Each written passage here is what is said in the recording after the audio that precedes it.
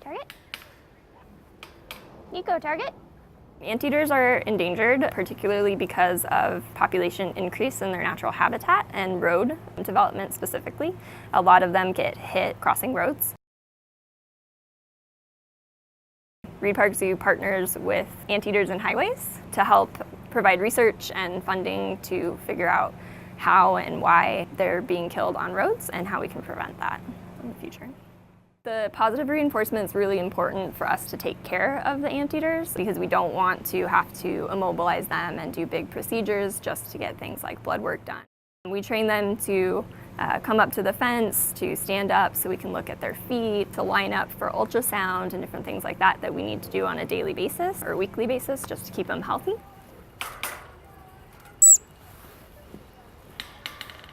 Since we are trying to actively breed the anteaters, it's important that Zola is comfortable with us palpating her, doing ultrasounds and things through the fence line. That way we can tell if she is pregnant, because it's very difficult to determine if an anteater is pregnant, and that's very important for us to know for safety. Also, these guys have really sharp front claws, obviously, that they use for ripping logs open, so we have to be mindful of that when we're training. What are they doing? Sometimes the hardest thing is getting creative, figuring out a way to work on something specifically. Like if, for instance, you needed to look at the hind foot of an animal, it's a little more difficult to figure out a way to make that easily presentable for them in a way that they understand what you need and can do easily. So sometimes you have to get really creative in figuring out what they would do naturally and trying to adapt that into something that you can use for their care as well.